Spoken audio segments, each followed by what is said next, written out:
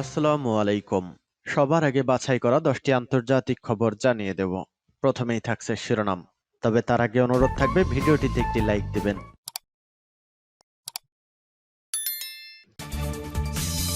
দখলদার ইহুদিবাদী ইসরায়েল এবং ফিলিস্তিন যুদ্ধের মধ্যে ভয়ঙ্কর যুদ্ধ শুরু হয়ে গেছে। এ যেন তৃতীয় বিশ্বযুদ্ধ। পরমাণু হামলা যেন শুরু হয়ে গেল। এবার খেপেছে রাশিয়া। মস্কোতে হামলার বদলা নেওয়ার ঘোষণা দিয়েছে মেদভেদেব।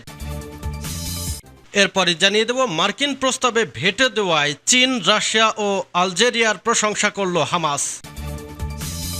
এদিকে ইসরায়েলকে গাজা উপত্যকার জলভূমিতে আটকে দিয়েছে নেতানিয়াহু, বলছে ইরান। এরপর জানাবো রাশিয়ার অর্থে ইউক্রেনকে অস্ত্র সরবরাহ মেনে নেবে না মস্কো। এবং সর্বশেষ জানিয়ে দেব সোমালিয়া জলদস্যুদের চারদিক থেকে ঘিরে ফেলা হয়েছে। এতক্ষণ শুনছিলেন সংবাদ শিরোনাম, এখন বিস্তারিত। অনুরোধ থাকবে ভিডিওটিতে একটি লাইক দিন, কমেন্টস করে জানিয়ে দিন আপনি কোন জেলা থেকে বা কোথা থেকে এই সংবাদটি শুনছেন। ভিডিওটি শেয়ার করে দিন আপনার ফেসবুক সোশ্যাল মিডিয়ায়। ভিউয়ার্স, আজকের সংবাদের সব থেকে গুরুত্বপূর্ণ বিষয় হচ্ছে রাশিয়ায় হামলা চালিয়ে তাদের 60 জনের বেশিকে হত্যা করেছে। রাশিয়ার কলিজায় ঢুকে হামলা করার কারণে রাশিয়া ক্ষেপে গেছে এবং রাশিয়া আগেই বলেছিল তাদের অস্তিত্ব যদি কেউ আঘাত করে তাহলে তারা পরমাণু হামলা করবে। সেই ঘোষণাই দিয়েছে হয়তো।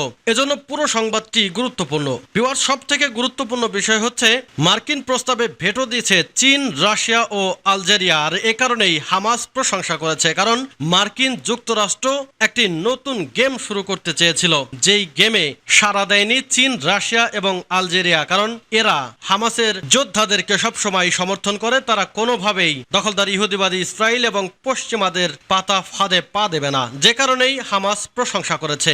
ইনশাল্লাহ অচিরেই হামাস ফিলিস্তিনি মুসলিমদেরকে স্বাধীন করবে। এ কথার সাথে আপনি কি একমত? তাহলে এই ভিডিওটিতে আপনার মতামত লিখে জানান। মস্কোতে হামলা, বদলা নেওয়ার ঘোষণা মেদভেদেবের। মস্কোতে ঘটে যাওয়া ভয়াবহ সন্ত্রাসী হামলার বদলা নেওয়া হবে বলে ঘোষণা দিয়েছেন রাশিয়ার সাবেক প্রেসিডেন্ট এবং বর্তমানে দেশটির সর্বোচ্চ নিরাপত্তা সংস্থা রাশিয়ান সিকিউরিটি কাউন্সিলের উপপ্রধান দিমিত্রি মেদভেদেব। সামাজিক যোগাযোগ মাধ্যম টেলিগ্রামে এক পোস্টে মেদভেদেব বলেন, সন্ত্রাসীরা শুধুমাত্র সন্ত্রাসের ভাষা বোঝে। যদি বল প্রয়োগ করা না যায়, যদি সন্ত্রাসীদের হত্যা এবং তাদের পরিবার স্বজনদের বিরুদ্ধে কঠোর পদক্ষেপ নেওয়া না হয়, তাহলে কোনো তদন্ত বা বিচার কাজে আসবে না।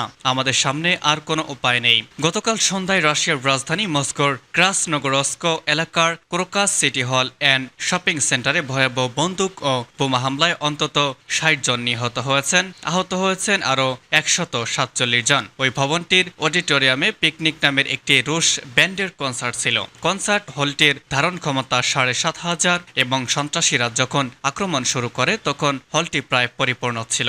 কনসার্ট শুরুর আগে দর্শনার্থীরা যখন আসন গ্রহণ করেছেন, ঠিক সে সময় ঘটে যায় অতর্কিত বন্দুক হামলা। হামলার পর ভবনটিতে বোমা বিস্ফোরণের ঘটনাও ঘটে। 2009 সালে চালু হওয়া একটি বিনোদন কেন্দ্রের একটি অংশ এই কনসার্ট হলটি। পুরো কমপ্লেক্সে একটি শপিং মল ও একটি হোটেলও রয়েছে। মস্কোর আইন শৃঙ্খলা কর্মকর্তারা জানিয়েছেন নিহতের সংখ্যা আরও বাড়তে পারে, কারণ আহতদের মধ্যে প্রায় 60 জনের অবস্থা আশঙ্কাজনক। অনলাইনে ছড়িয়ে পড়া ফুটেজে দেখা যাচ্ছে 5 জন বন্দুকধারী হামলাতে অংশ নিয়েছিলেন। তাদের হাতে স্বয়ংক্রিয় আগ্নেয়াস্ত্র সহ অন্যান্য সামরিক অস্ত্র ছিল বলে মনে করা হয়েছে। হামলাকারীরা ওই হলের নিরস্ত্র নিরাপত্তা কর্মীকে হত্যা করে ভিতরে ঢুকে তাণ্ডব চালায়। এ সময় তারা ভেতর থেকে হলটি বন্ধ করে রাখে। কনসার্ট হলের একেবারে ভিতরে ঢুকে সেখানে থাকা চেয়ারগুলোতে আগুন ধরিয়ে দেয় হামলাকারীরা।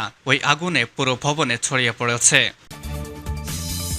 মার্কিন প্রস্তাবে ভেটো দেওয়ায় চীন, রাশিয়া ও আলজেরিয়ার প্রশংসা করল হামাস। গাজা উপত্যকায় কথিত যুদ্ধবিরতির আহ্বান জানিয়ে জাতিসংঘে নিরাপত্তা পরিষদে আমেরিকার পক্ষ থেকে উত্থাপিত প্রস্তাবে চীন ও রাশিয়া যে ভেটো দিয়েছে তাকে স্বাগত জানিয়েছে হামাস। সংগঠনটি আজ একটি বিবৃতিতে বলেছে, ফিলিস্তিনি জনগণের বিরুদ্ধে ইসরায়েলি আগ্রাসনের ব্যাপারে আমেরিকা যে পক্ষপাত দুষ্ট প্রস্তাব এনেছিল, রাশিয়া, চীন ও আলজেরিয়া তা প্রত্যাখ্যান করায় আমরা সন্তোষ প্রকাশ করছি। বিবৃতিতে বলা হয়েছে, গাজা উপত্যকার উপর ইসরায়েলি আগ্রাসন চালিয়ে যাওয়ার এবং দখলদার বাহিনীকে তার লক্ষ্য বাস্তবায়নের সুযোগ করে দেওয়ার উদ্দেশ্যে কথিত যুদ্ধবিরতির আড়ালে ফিলিস্তিনি জনগণকে দমন করার একটি প্রস্তাব উত্থাপন করেছিল আমেরিকা। খসড়া প্রস্তাবটিতে গাজা ইসরায়েলি গণহত্যাকে বৈধতা দেওয়ার প্রচেষ্টা চালানো হয়েছিল। উল্লেখ করে হামাসের বিবৃতিতে বলা হয়, অথচ কথিত ওই যুদ্ধবিরতির প্রস্তাবে ইসরায়েলকে গাজায় আগ্রাসন বন্ধ করার আহ্বান জানানো হয়নি। এমন একটি প্রস্তাব প্রত্যাখ্যান করায় বিবৃতিতে চীন, রাশিয়া ও আলজেরিয়ার ভূয়সী প্রশংসা করা হয়।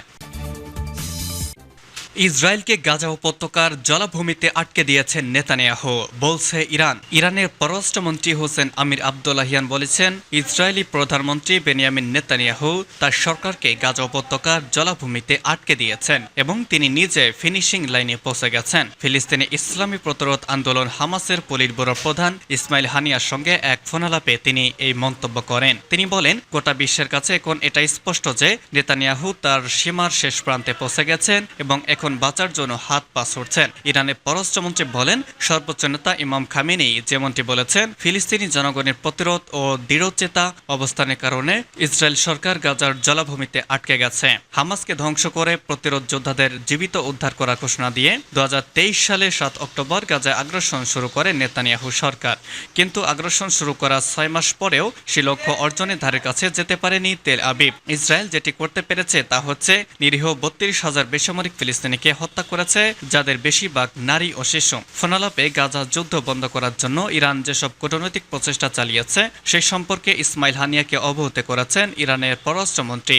গাজা ইসরায়েলি গণহত্যা বন্ধ করতে ব্যর্থতার জন্য তিনি জাতিসংঘ নিরাপত্তা পরিষদে তীব্র নিন্দা জানান। এ সময় হামাস নেতা গাজা যুদ্ধের সর্বশেষ পরিস্থিতি তুলে ধরে বলেন, ইহুদিবাদী ইসরায়েলি গণহত্যা মেশিনের মোকাবেলায় প্রতিরোধ যোদ্ধারা উচ্চমাত্রার মনোবল ধরে রেখেছেন। তবে উত্তর গাজার মানবিক পরিস্থিতিকে শোচনীয় উল্লেখ করে হানিয়া বলেন, অবরুদ্ধ গাজা উপত্যকায় জরুরি ভিত্তিতে ত্রাণ সামগ্রিক পৌঁছে দেওয়া প্রয়োজন। তিনি বলেন, দখলদার সরকার গাজায় পরিকল্পিতভাবে ক্ষুধা এবং দুর্ভিক্ষ চাপিয়ে দিয়েছে। রাশিয়ার অর্থে ইউক্রেনকে অস্ত্র সরবরাহ মেনে নিবে না মস্কো, বলছে ক্রেমলিন। ইউরোপীয় ইউনিয়ন বা ইইউ রাশিয়ার আটকে দেওয়া সম্পদ থেকে লব্ধ সুদের অর্থ ব্যবহার করে যদি ইউক্রেনকে অস্ত্র সরবরাহ করে তবে মস্কো তার স্বার্থ রক্ষা করতে পাল্টা ব্যবস্থা নেবে বলে হুঁশিয়ারি দিয়েছে রাশিয়া।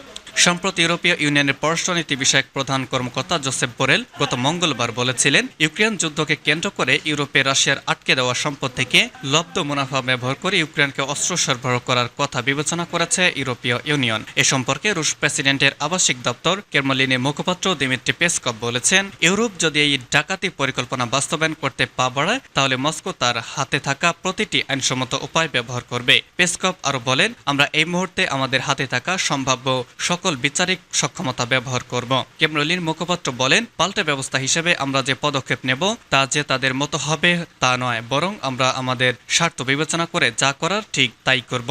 ইউক্রেনে রাশিয়ার বিশেষ সামরিক অভিযানের প্রতিবাদে ইউরোপীয় ইউনিয়ন তাদের কাছে থাকা রাশিয়া 21,700 কোটি ডলারের সম্পদ আটক করেছে। এই অর্থের বেশিরভাগ রয়েছে বেলজিয়ামে। 27 জাতির এই ব্লক হিসাব করে দেখেছে রাশিয়ার এই বিশাল অর্থের বার্ষিক সুদের পরিমাণ দাঁড়ায় 330 কোটি ডলার। এই অর্থের 90% ইউক্রেনকে সরবরাহ করা অস্ত্রের খাতে কেটে রাখতে চায় ইউরোপীয় ইউনিয়ন। এবং সর্বশেষ জানাবো, সোমালিয়া জলদস্যুদের চারদিক থেকেই ঘিরে ফেলা হচ্ছে। বাংলাদেশের পতাকাবাহী জাহাজ এমভি আবদুল্লাহকে জিম্মি করে রাখা সোমালিয়ার জলদস্যুদের চারদিক থেকেই ঘিরে ফেলা হচ্ছে। সমুদ্রের পাশে জাহাজটিকে নজরদারিতে রেখেছে ইউরোপীয় ইউনিয়নের নৌবাহিনী অপারেশন আটলান্টা। অন্যদিকে সোমালিয়ার ভূমি থেকে যাতে কোনো সহযোগিতা না পায় সেই অভিযান চালাচ্ছে দেশটির পুলিশ। এক প্রতিবেদনে তথ্য জানিয়েছে বিবিসি সোমালি। স্বায়ত্তশাসিত অঞ্চল পার্টল্যান্ড পুলিশ কমান্ডার মোহাম্মদ আলী আহমেদ মারদউফ বলেছেন, এমভি আবদুল্লাহ এখন আছে জিফলের উপকূলীয় এলাকায়। জলদস্যুদের যোগাযোগ বিচ্ছিন্ন করার জন্য আমরা পূর্বাঞ্চলে একটি অভিযান শুরু করেছি যাতে তারা এই এলাকার ভূমি থেকে আর কোনো সহযোগিতা না পায়।